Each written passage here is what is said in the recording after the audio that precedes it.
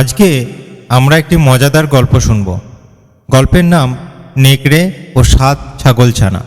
গল্পটি লিখেছেন সুখলতা রাও। এক বনে একটা বুড়ো ছাগল থাকে, তার 7টা ছানা। ছাগল রোজ ছানাগুলোকে বাড়িতে রেখে তাদের জন্য খাবার আনতে বনের ভিতর যায়। একদিন সে তাদের বলল, দেখ, এই বনে একটা ভারী দুষ্ট নেকড়ে বাঘ এসেছে। তার পাগুলো কালো কালো, আর সে খুব মোটা গলায় কথা বলে। আমি তোমাদের জন্য খাবার আনতে যাচ্ছি। যতক্ষণ না আমি ফিরে আসি ততক্ষণ তোমরা খুব ভালো করে দরজা বন্ধ করে রেখো, কাউকে দরজা খুলে দিও না। আর তোমরা খুব লক্ষ্মী ছেলে হয়ে থেকো, দুষ্টুমি করো না, কেউ কাউকে গুঁতিয়ে দিও না, লাথি মেরো না।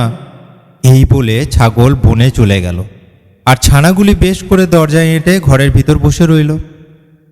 খানিক বাদে কে যেন এসে দরজা ঠেলে খুব মোটা গলায় বলল, দরজা খোলো, আমি তোমাদের মা। দেখো তোমাদের জন্য কত জিনিস এনেছি। ছানারা তার গলা শুনে বুঝতে পেরেছে যে এটা নিশ্চয়ই নেকড়ে বাঘ। তাই তারা বলল, না, আমরা দরজা খুলব না। তুমি কখনো আমাদের মা নও। আমাদের মার বুঝি অমন বিচ্ছিরি মোটা গলা। কাজেই নেকড়ে বাঘ আর ঘরে ঢুকতে পারল না, তাকে ফিরে যেতে হলো। ফিরে গিয়েই সে খুব কতগুলো খড়ি খেয়ে ফেলল। সে শুনেছিল যে খড়ি খেলে গলা সরু হয়। খড়ি খেয়ে আবার ছাগলছানাদের ঘরের দরজার কাছে এসে খুব সরু গলায় আস্তে আস্তে বলল, বাছারা দরজা খোলো, দরজা খোলো, তোমাদের মা এসেছে, তোমাদের জন্য কত খাবার এনেছে দেখো। বাছারা বলল, তোমার গলা তো মার মতনই বটে, কিন্তু তোমার পা দেখি। নেকড়ে বাঘ জানালার ফাঁক দিয়ে তার কালো পা ঢুকিয়ে দিল। অমনি বাচ্চারা বলে উঠল, না না, তুমি তো মা নও, মার পা কেমন সুন্দর সাদা। কাজেই বাঘকে আবার ফিরে যেতে হলো। কিন্তু ছাগলছানা খাবার লোভ সে কিছুতেই ছাড়তে পারছে না। তাই সে এক মুদির দোকানে গিয়ে মুদিকে বলল, আমার পায়ে খানিকটা ময়দা মাখিয়ে দাও তো। মুদি তো বাঘ থেকে ভয়ে তাড়াতাড়ি তার পায়ে ময়দা মাখিয়ে দিল। তখন দুষ্টু নেকড়ে বাঘ আবার গিয়ে ছাগলের বাড়ির দরজায় ঠেলে সরু গলায় বলল, তোমাদের মা এসেছে, দরজা খোলো। বাচ্চারা যখন পা দেখতে চাইল তখন সে জানালা দিয়ে তার ময়দা মাখানো সাদা পা ঢুকিয়ে দিল। তখন ছাগলছানারা তাদের মা এসেছে মনে করে দরজা খুলেছে। অমনি দেখে, ও বাবা, নেকড়ে বাঘ! ভয়েতে কেউ খাটের নিচে, লেপের তলায়, কেউ বাক্সের পেছনে, কেউ উনুনের ভিতরে, যে যেখানে পারল লুকিয়ে পড়ল। কিন্তু লুকালে আর কি হবে? নেকড়ে বাঘ সকলকে খুঁজে বার করে একেবারে আস্ত আস্ত গিলতে লাগলো। তার বড্ড খিদে পেয়েছিল, তাই আর চিবিয়ে খাবার তার সময় হলো না। কেবল সকলের ছোট্ট ছানাটি যে উনুনের ভেতর লুকিয়েছিল তাকে বাঘ খুঁজে পেল না। বুড়ি ছাগল বাড়ি এসে দেখে কি সর্বনাশ! দরজা খোলা, খাট, আলমারি, বাক্স সব উল্টো পাল্টা হয়ে আছে।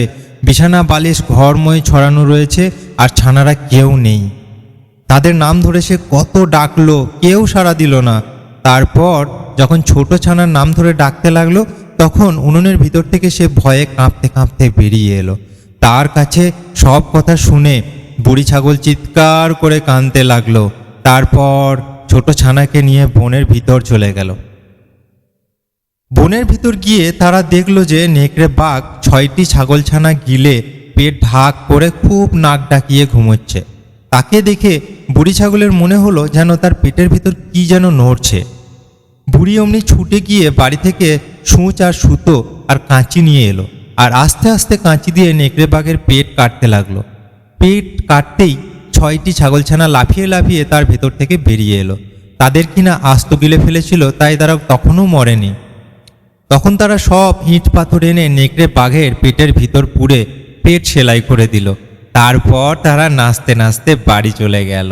আর নেকড়ে বাঘের হয়েছে কি, তার পেটের ভিতর মেলায় ইট পাথর, তাতে পেটের জল সব শুষে নিয়েছে, আর তার বড্ড জল তেষ্টা পেয়েছে। সে তখন ঘুম থেকে উঠে পুকুরে জল খেতে গেল।